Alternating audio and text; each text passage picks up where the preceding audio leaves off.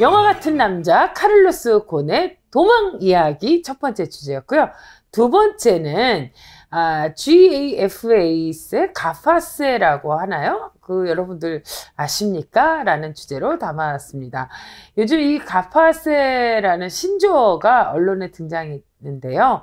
무슨 뜻인지 저도 오늘 좀 배워봐야 될 것 같아요. 최근 그 국제적으로 화제가 되고 있는 어떤 세금에 대한 이야기인 것 같기도 하고요. 궁금합니다. 자, 무슨 내용인가요? GAFA 이게 뭘 뜻하면 구글, 아마존, 페이스북, 그러네. 애플 이런 식으로 그러니까 디지털 ICT 그 기업들 있잖아요. 첫 글자만 딴 거네요. 그래서 이제 여기에 세금을 붙여서 그래서 디지털세를 이렇게 부른대요. 그냥. 가파세. 네. 그러니까 뭐 구글세 이렇게 부르기도 하고 가파세 이렇게 부르기도 하고 이제 디지털세 얘기를 하려고 이제 오늘 이걸 저기 한 건데 지금 유럽 중심으로 해서 디지털세라는 지금 관련된 이 움직임들이 있어서 가령 이제 프랑스 같은 경우가 전 세계 연 매출액이 7억 5천만 유로 그러니까 우리 돈으로 9,700억 원이 넘으면서 프랑스 내 매출이 2,500만 유로 약 한 324억 원 이상인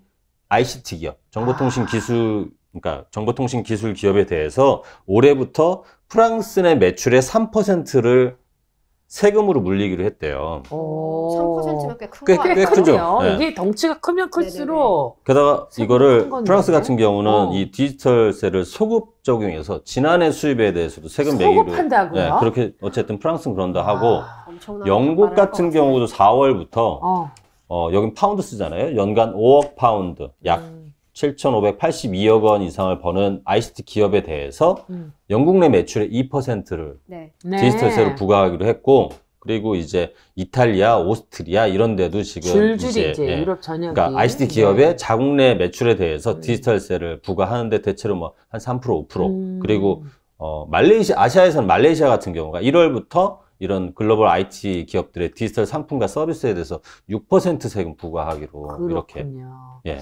이렇게 디지털세가 오랫동안 이게 논란거리였다고 하는데 한국에서도 이제 예를 들어서 뭐 구글이 한국에서 얼마나 세금을 내냐 뭐 그런 얘기들 많았잖아요. 국회에서도 한번 그때 뭐 그런 얘기 있었는데 그러니까 보통 글로벌 ICT 기업 같은 경우가 그동안 이제 합법적으로 세금 피할 수 있었는데 이거는 이제 이종태 기자가 되게 전문가인데 가령 이제 외국 기업에 대한 과세가 그 이익 발생하는 곳에서 내는 게 아니고 그 법인이 어디 소재하고 있는지 거기서 이제 그 과세를 하도록 돼 있잖아요.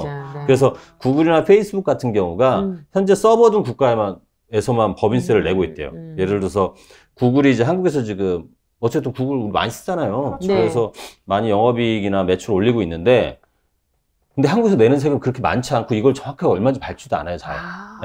근데 법인세 같은 경우 서버에 있는 싱가포르에서 법인세를 낸다는 거예요. 그래서 돈은 한국에서 벌고 세금은 싱가포르에서 내는데 싱가포르 같은 경우 법인세율이 낮기 때문에 그러니까 왜 싱가포르에다가 법인 돈지 이해가 될 거 아니에요. 그러니까 지금 프랑스나 영국이나 이탈리아, 오스트리아 뭐 이런 데에서 디지털세를 도입하는 이유도 딱 뻔히 보면 알 거 아니에요. 그러니까 법인세나 이런 데가 좀 적은 곳이나 아니면 세금이 적은 곳에다가 법인을 세워놓고 수입은 그쪽에 다 몰아주면서 나머지 국가에서 세금을 별로 안 내는 게 계속 많았기 때문에 그래서 이제 이런 문제를 해결하기 위해서 디지털세를 이제 도입을 한 거고 그래서 만약에 이제 우리나라 같은 경우도 디지털세 도입하게 되면은 이제 구글이 이제 한국에서 번 돈에 대해서 한국이 이제 세금을 내야 되는 거죠.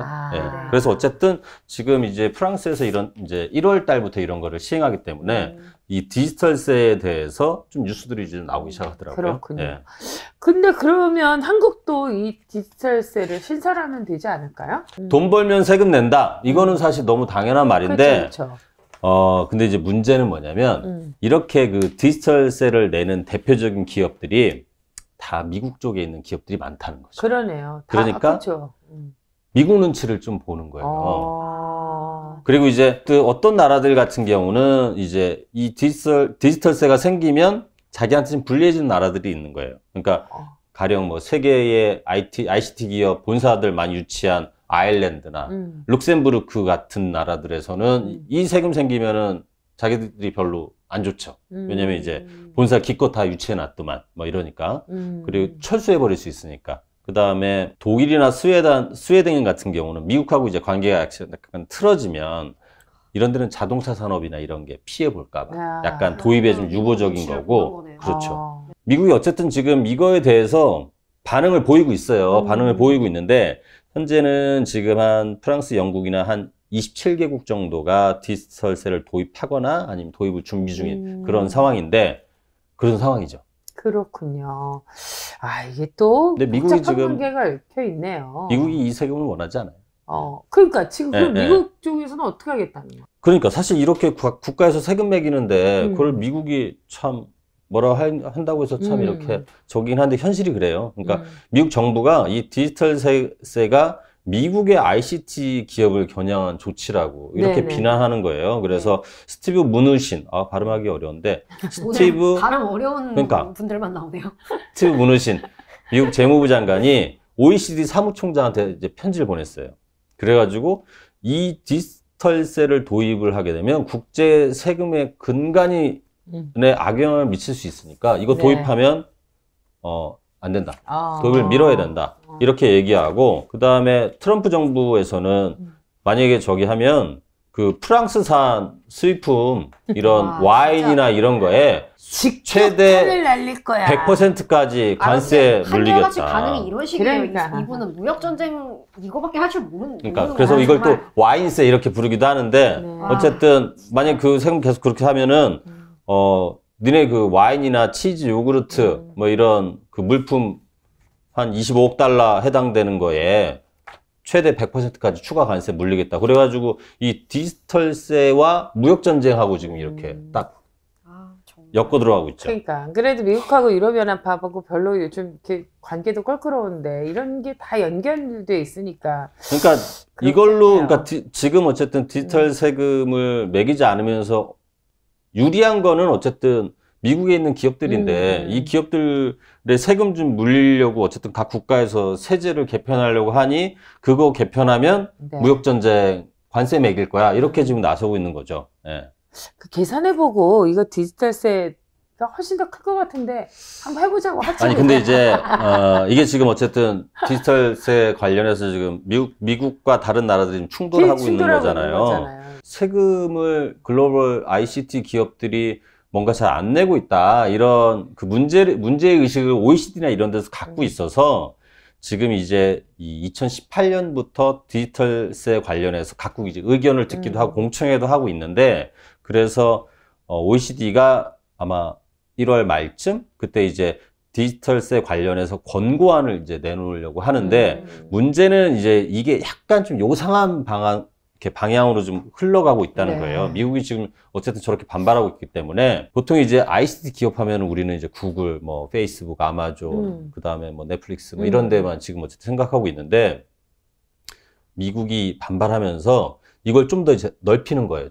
이 세금을 매기는 대상 기업들을 가전, 스마트폰 그리고 요즘 자동차에도 그 우리한테도 IT 기기 그렇죠. 이런 제조기업에도 디지털세를 물리자 이런 쪽으로 지금 약간 방향이 약간 틀어지고 있어요. 그래서 뭐 이유는 그러니까 그렇게 매기는 이유는 온라인이나 모바일로 데이터를 수집하고 그런 마케팅 활동하는 기업이라면 전통적 제조업이라 하더라도 이 디지털세의 부과 대상에 포함시켜야 된다 이런 논리거든요. 그래서 실제로 이게 지금 OECD에서 지금 어떤 권고안이 나올지 모르는데 이게 사실 지금 뭐 스마트폰이나 자동차 이러면 한국에도 뭐 삼성, LG, 뭐 현대자동차 이런 기업들이 이렇게 영향을 받을 수도 있어서 이 디지털세가 처음에 이제 구글세라고 처음에는 막 그런 식으로 막 얘기가 됐었는데 이게 구글뿐만 아니라 한국의 기업들도 이 세금의 영향을 받을 수 있는 그런 상황이 되기 때문에 그래서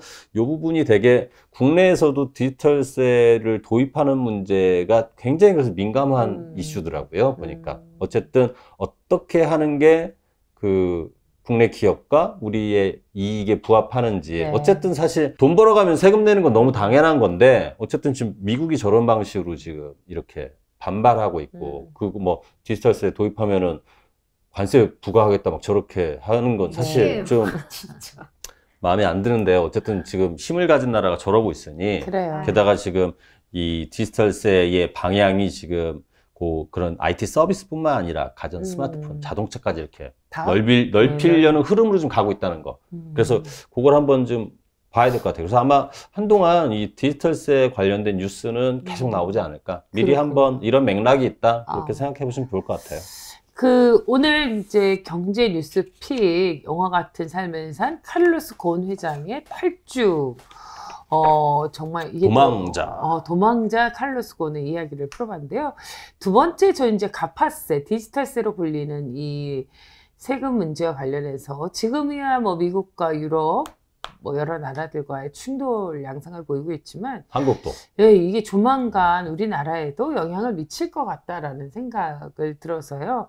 이 가파세, 디지털세에 대한 어떤 흐름, 어떻게 움직이는지를 좀 여러분들이 잘 살펴봐셔야 될 것 같습니다. 그래가지고 지금 요 글로벌 ICT 기업들이 그 전보다 세금을 좀 더 내고 있대요. 그러니까 뭐 본사를 어디로 잠깐 옮기거나 아니면 뭐 법인을 어디로 옮기거나 이런 방식으로 해가지고 그 전보다는 이제 세금을 더 내고 있는데 계속 이제 이런 디지털세 흐름이 더 강화될까봐 미리 약간 일종의 진짜 자진납세네. 네, 세금을 좀 더 내고 있다는데 아무튼. 1월부터 그런 흐름들이 있고 뉴스에 꽤나 자주 나올 것 같아요. 그렇군요. 13월에 보너스라고 하는 이번 달 또 우리 다 이렇게 세금과 관련해서 또 뭐 이렇게 민감할 텐데요. 오늘 뭐 개인도 그렇고 기업도 그렇고 이 세금 관련한 문제 참 쉽지 않은 것 같습니다. 해법을 찾는 길은 무엇인지 진지하게 한번 살펴보도록 하고요.